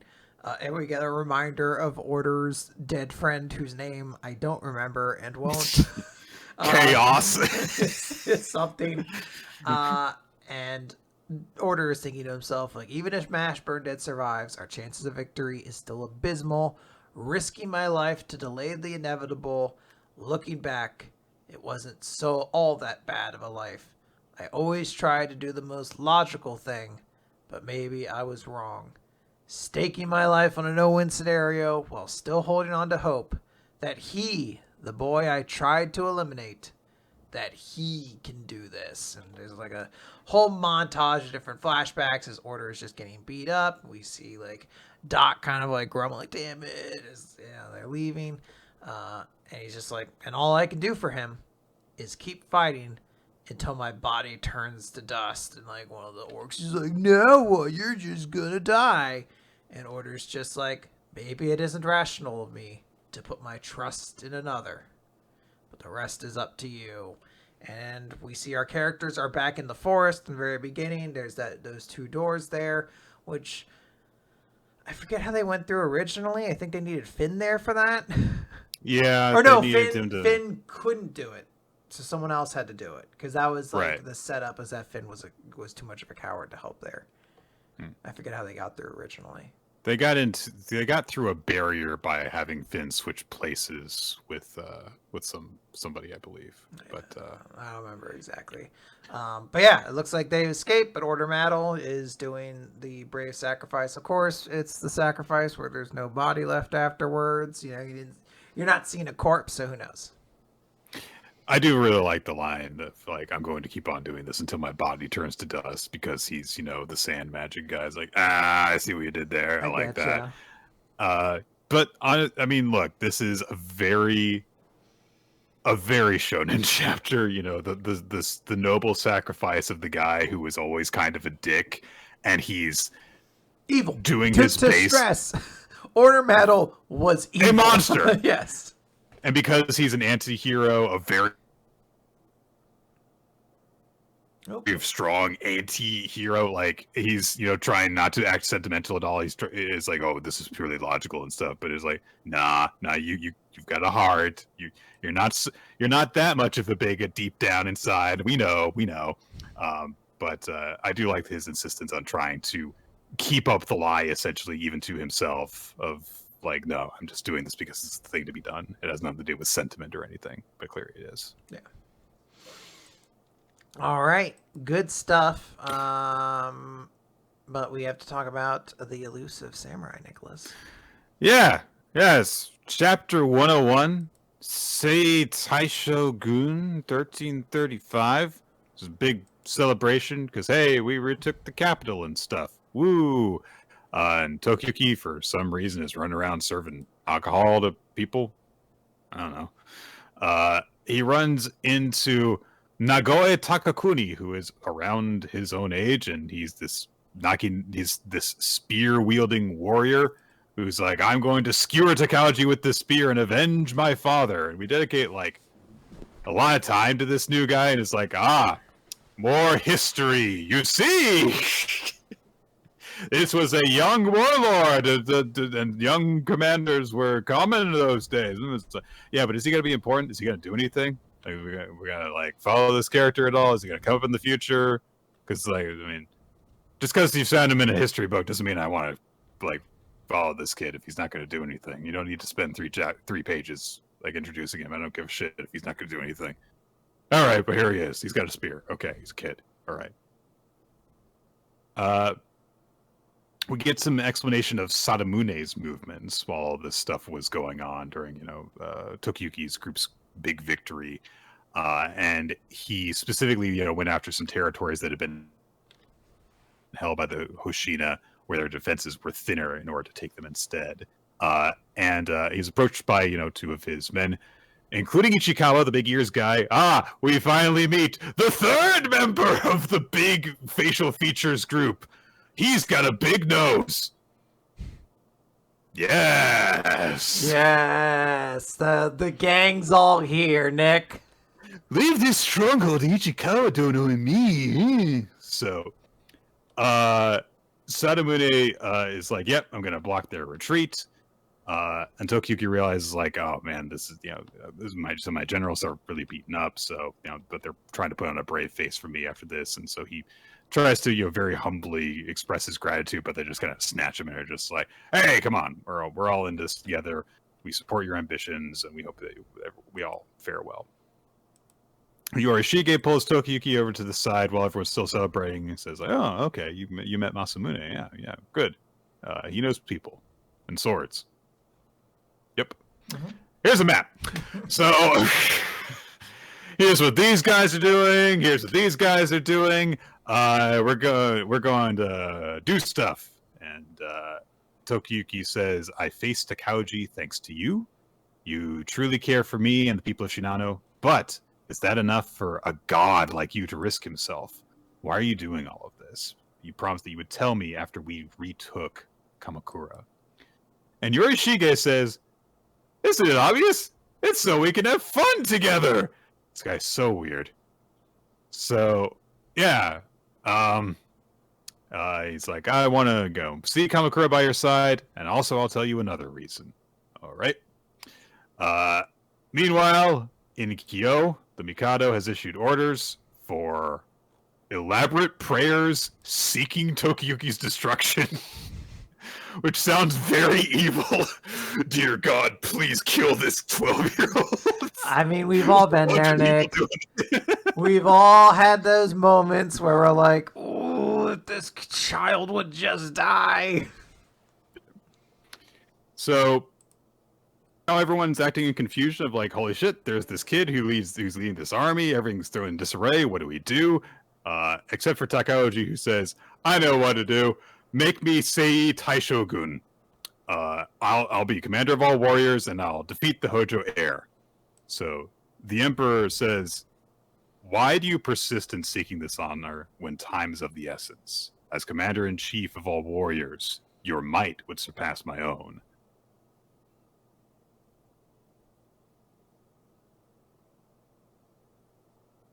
Victory anyway. I was like, Nick, for a second, you might need to repeat yourself. I was like, this is a really long dramatic pause. I like it. The emperor basically says, look, if you're commander-in-chief of all my warriors, then your might would surpass my own. So I'm not going to do that. My prince is going to be shogun instead. You'll achieve victory, use your strength anyway.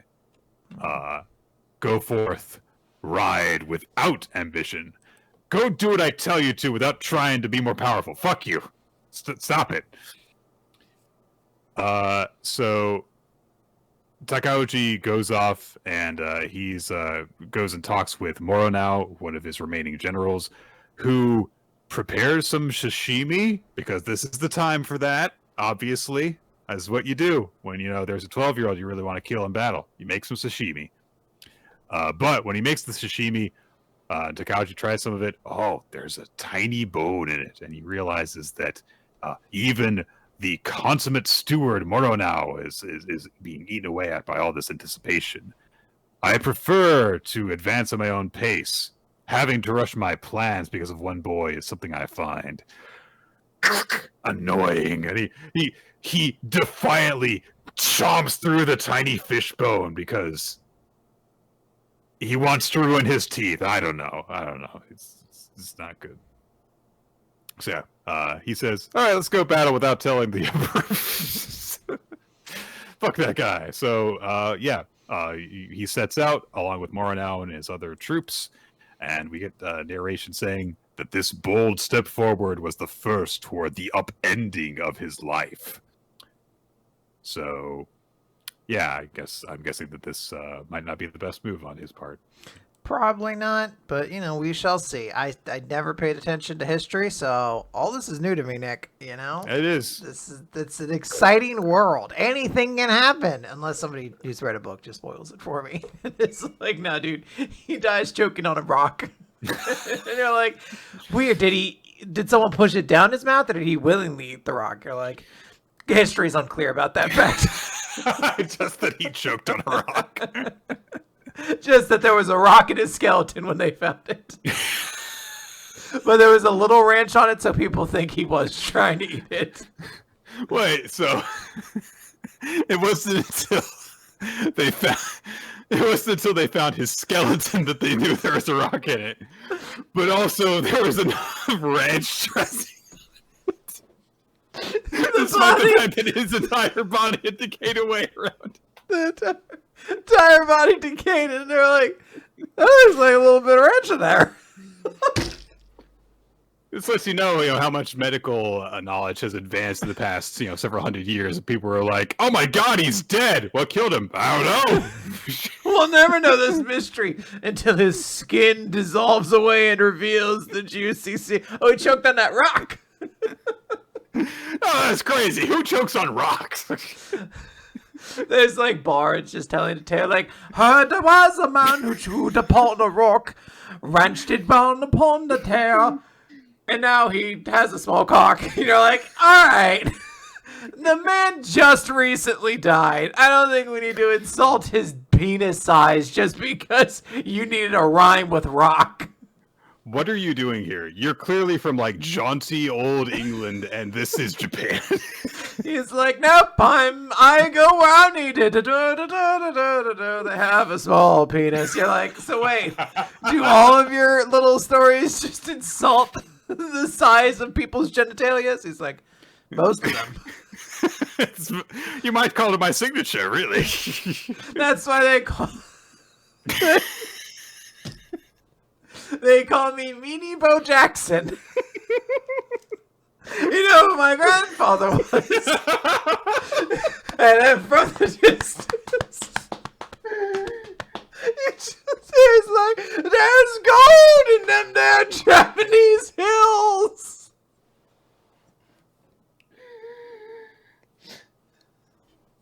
You're like, Jackson is such a common last name. It wasn't definite. You had to be related to him.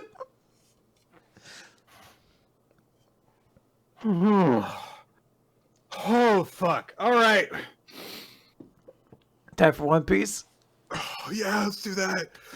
Oh, there's fluid licking out of every orifice of my face. Oh, my God. Oh, no. I'll start then. Give you time to recover. This is One Piece 1077. Should have noticed sooner, and it starts with Caesar and Judge realizing they're like, uh-oh, we should really be turning our animosity towards Vegapunk because we're both evil dickheads. Right, there's a little thought bubble above their heads. Look at that. Ooh. Mm-hmm. Yeah. You got to take over? You want? Yeah, I think so. I'm okay, I think. Oh my God. So, Sentomaru has gathered the unimportant people on the island. The people he was hanging out with when he released all of the... I forget this. It's the Seraphim, right? Yes. I was trying to remember they had a special name. But he says, like, look, I need all of you to get off the island. And everyone's like, what's going on here? Why'd you deploy the pacifistas? And he says, years ago, a place called Ohara vanished from all the world maps overnight because they dared to defy the world government. And we get something I can't believe doesn't happen in One Piece more often, a refresher on that important historical incident that hasn't been brought up in a little while. Yeah, this was strange. It was like, did an editor force you to do this? As like, Mr. Oda, you can't keep assuming everyone remembers what happened in your 25-year-old series. You just can't. I've referenced it 3 times in this arc. Did you explain any of those times? No, I did not. No, I didn't do any of it. Do it now. I just added more lore to it. Actually, I did hear recently that One Piece did get a new editor recently, because that's something that they just do occasionally. Like, they kind of have a newer editor just take it on, so, because it's like, well, One Piece isn't going to fail, so we'll have the editor pick up stuff from being the editor of One Piece. So maybe someone new was just like, Mr. Oda, I am 20 years old. Yes, it's like a cat.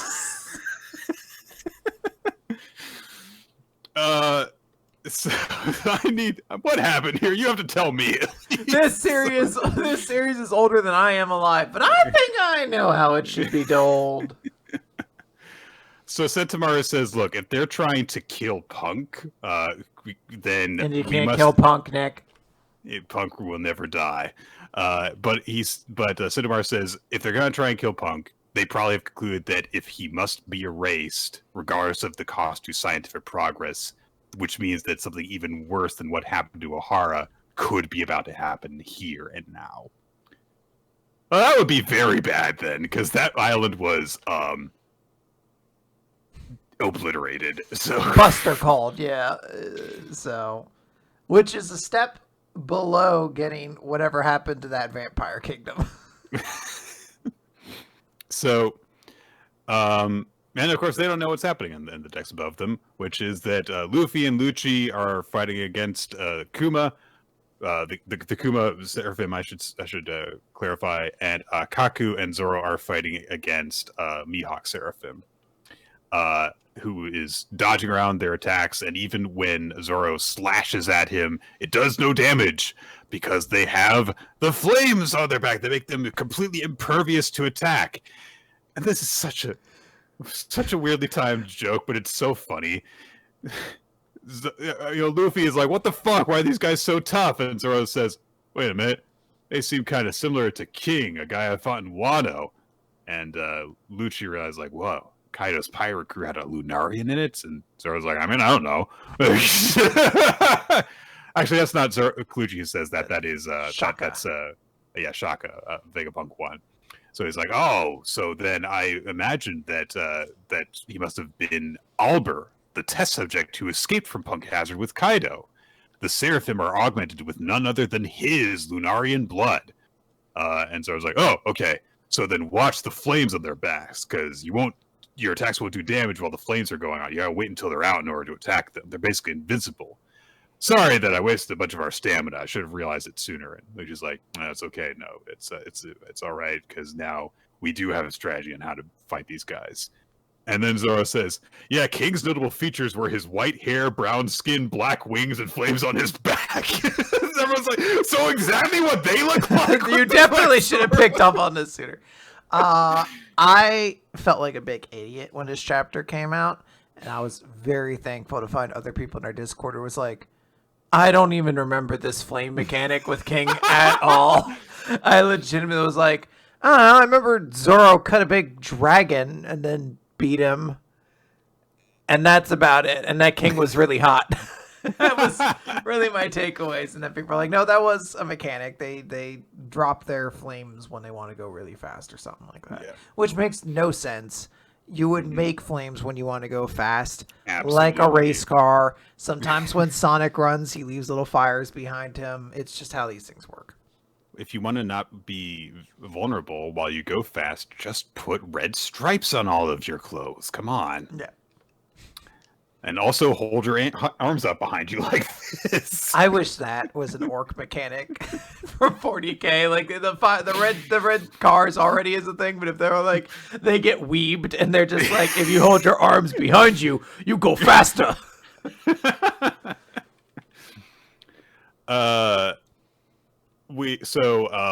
Zoro starts clashing with the Mihawk one again, and then we cut over, get a nice look way up Nami's skirts.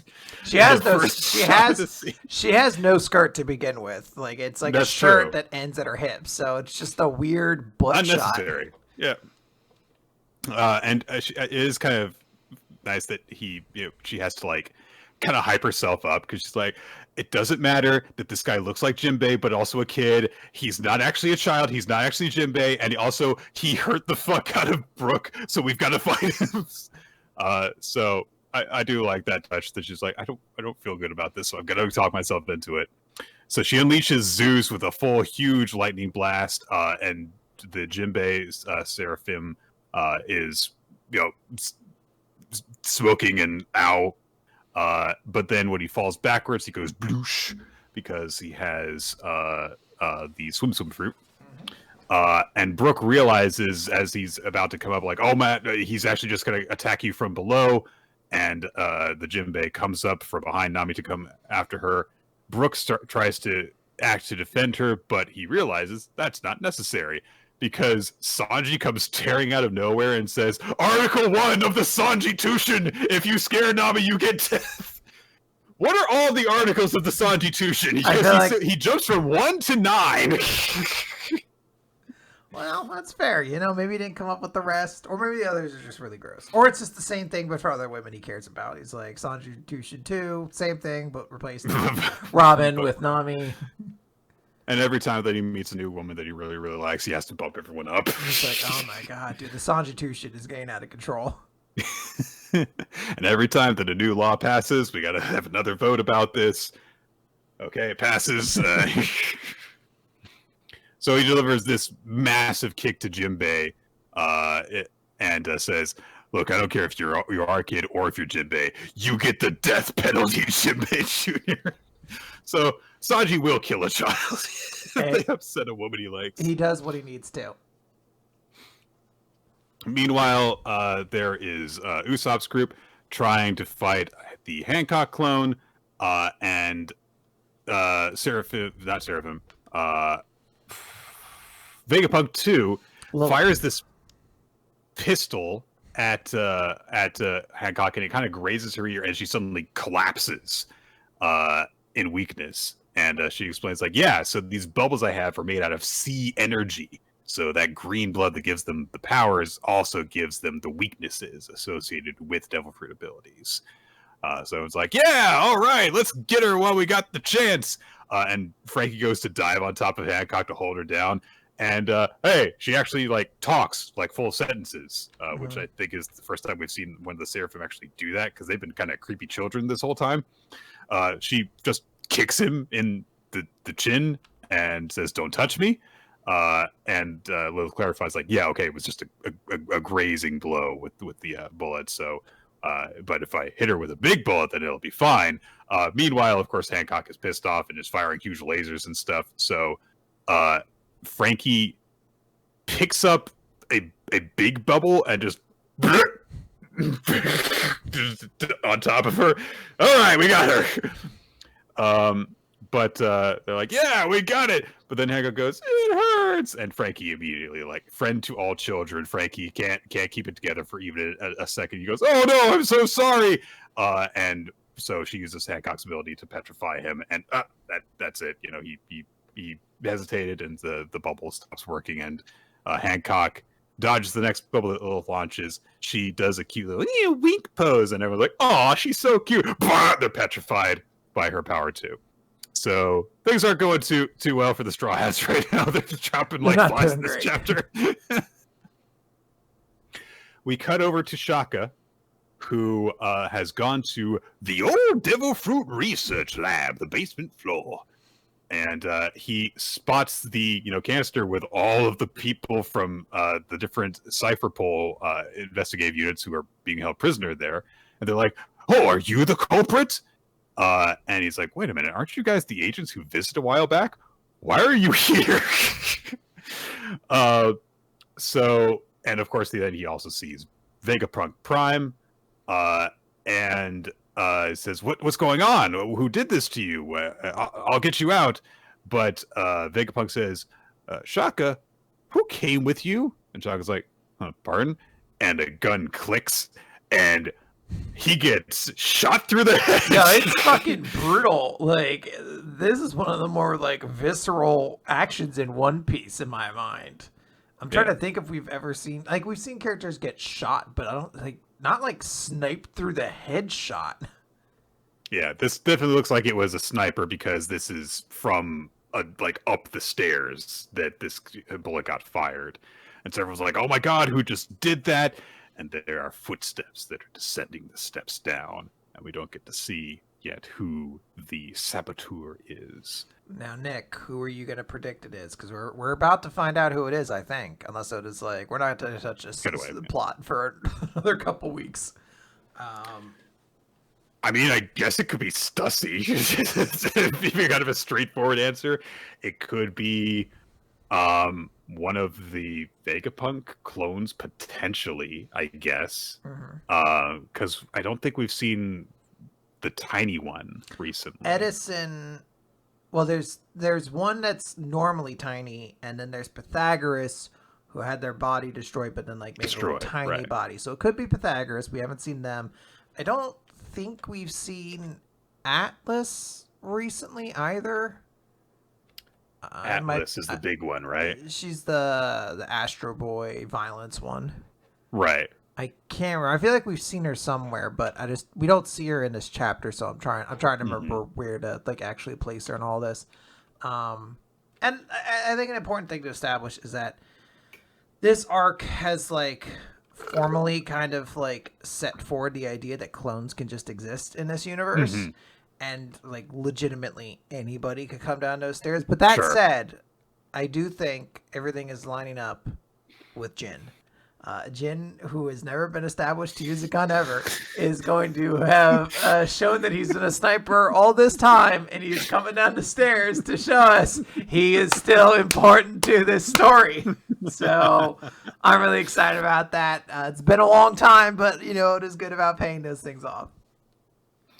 Yeah. I do know that there's been like an actually like fair amount of guessing going on with kind of just everyone about like, well, who is doing all this stuff? And I mean, Oda has definitely like been playing it, you know, tied to the chest over like who is doing anything. And I think that, you know, just as a result of like all the Straw Hats are there, plus, you know, a few other characters, plus all these different Vegapunk clones, it's just like, yeah, there's actually a lot of people on this island in terms of doing any sort of like murder mystery kind of element to this. So even though it's not like beginning a whole ton of focus, it is nice to just have that like, yeah, I don't really know who the fuck it is. So, but yeah, I guess we'll probably find out soon, because I can't imagine that the tension can go on for too much longer for this kind of a reveal for this type of series. Yeah. All right, we might have to end it. Professor Peanuts just did his curl around, which usually is a sign he's not going to hang around too much longer. He's like, I'm about to get up, and you've been making too much noise up there, yapper. Yeah, we gotta cater to the schedule of our third co-host. So let's get this wrapped up. I should get him a little mic. He won't be plugged into anything, but a little mic for him. Just a little webcam just for Professor Peanuts. He looks so cute. He's a little businessman. All right. Our favorites, Nick. Favorite series and MVP. What you got for me? My favorite series. This is so tough because I'm really torn between Chainsaw Man and Blue Box. And my character of the week is going to be the Falling Devil. That is just such a cool, awesome reveal and a great character design that I'm like, I think it's definitely going to be the Falling Devil. But I'm so torn if I'm like, was Chainsaw Man that good that I want to split the vote, or I don't want to split the vote? But I think I do want to give it to Blue Box, because that was also a really, really good chapter. I love the little like subtle way of being like the flower on the cactus has bloomed. These you know, there's something there. It's a very, very sweet moment. Yeah, I do appreciate Blue Box's adherence to, you know, having those moments of show, don't tell, so that, you know, you just kind of appreciate them even more. It's a lot deeper than, it has a much deeper impact, I should say, than if, you know, Chinatsu were to, you know, say to herself in explicit terms, I think I'm beginning to like this boy. It's just much more powerful to just know what that's associated with and see it happen, and be like, oh, and you know, she's thinking that maybe she does. And hey, there's a lot of other stuff going on there. Like, hey, I want to see if, you know, she's able to fully make amends with, or rather, if Yumika's able to fully make amends with her, if they're able to become friends again in some capacity. Will there be more to like the sports plot of all this, which suddenly feels like it's a lot more relevant to the overall story, while also still not neglecting all the character relationship stuff that the series is really focused on? Oh, very good.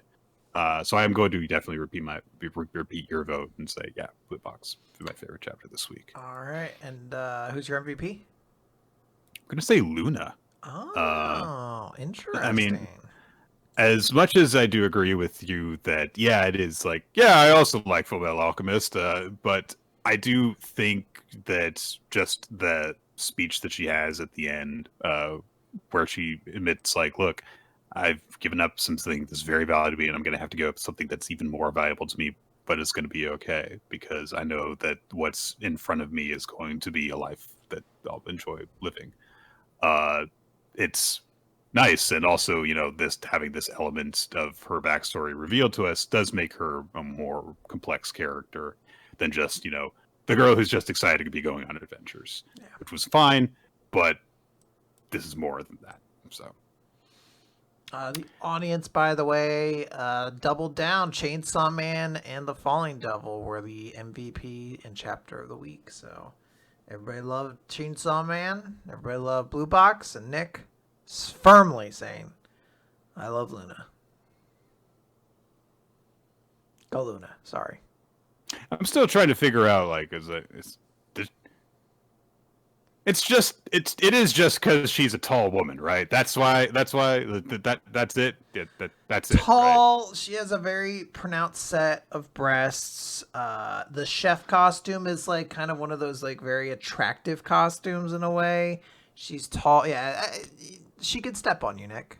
And her head, she has like so many hands, and some of them are just holding up her head. She can't step on you because she doesn't have feet. She's got hands. Remember, those are hands down there. Well, then she can slap you. I don't know. Whatever you're into, she could probably do it. I want everyone who's thinking about that to just remember she's got monkey feet. And if that just makes you go, oh, good. That might, yeah. Not for you. But for those of you that it ruins it for, it's in your heads now. All you need to do, Nick, is go to our art sharing channel on our Discord. You'll find plenty of people who have found wonderful art of her. I don't dare go to the Not Safe for Work channel. I don't know what happens in there, but I'm sure something debaucherous. You know what happened? I got tagged recently in the fucking VTuber channel. I was so angry. I was like, who dares summon me to this dank urine-soaked hellhole? Urine soaked. It was for a very legitimate question. I was happy to answer, but I was just like, who dares call me here? Congratulations to Iron Mouse on your award. So that is gonna do it for Weekly Manga Recap this week, everyone. Oh god, my eyes still hurt from the new Jackson family member. They're coming out with an album. Oh, I should mention, Lazarus in our Discord actually recorded a song for Hambone Jackson. It's like a whole song. God. Yeah, you can listen to it on Discord. I don't think I have a link, so I can't provide that, but I'll make sure to join the Discord. Join the Discord server that it will be below that will be in the link in the description of this podcast / video in order to hear an ode from Hambone Jackson. I believe it's an ode to Hambone Jackson. Gotcha. So listen to that and just join the Discord server. That's a great way of keeping up to date on when the show goes live here on twitch.tv/RoloT, which is normally 7:30 on Wednesday, 7:30 on Wednesday evenings. And our recorded episodes can be listened to on weeklymangarecap.podbean.com, iTunes, Spotify, generally wherever podcasts can be shared. You can listen to it there. The video version's on youtube.com/weeklymangarecap, where you can also see the opening sequence done by Milo Jack Stillitz and Winsleydale Cheddar, and occasionally see some sexy fan art by Steve Man, who also just draws other sexy art under Steve Man art in a whole bunch of places. Can I note the tragedy that is we will not have a Monster Musume title card by him because he takes March off from commissions. I was like, oh, I can't force you to do one, but I feel like everyone's gonna be missing something of getting their favorite spider waifu with giant cans. Yep. I assume that's a character. I'm playing to start getting into it now. It absolutely is, and yes, her cans are among the bigger in the harem. Yes. There we go. Yeah. See, I just know how this series works. Yeah. Anyway, join us soon for our in-depth, deep dive discussion of Monster Musume, which will be coming shortly. And the way in the that was meantime, phrased. shortly. In the meantime, thank you everyone who supports the show. We want to thank everyone who supports us on Patreon at patreon.com/weeklymanga recap. We'd also like to thank Ninja X3i for maintaining the Google Doc that keeps track of all sorts of helpful statistics associated with the show, including for awards for like favorite moments and stuff associated with not just the podcast, but also like manga that we read in general. If you want to participate in those. And also, you can make a recommendation on that document as well for a future series for us to cover. Yes. So, thank you, everyone. This has been a very weird but very fun episode. We'll catch you all next time on Weekly Manga Recap. Yep. Nothing funny to say. Professor Pants needs to go. Yep. There's nothing fun about that. Yeah. Nothing fun about that. No, he's a serious cat. He's all business. Mm-hmm. With his little tie. Oh my god! I like imagine with a little tie, like I'm having a birthday party, and he like knocks the hat off my head. He's like, "When's dinner?" Professor Peanuts means business.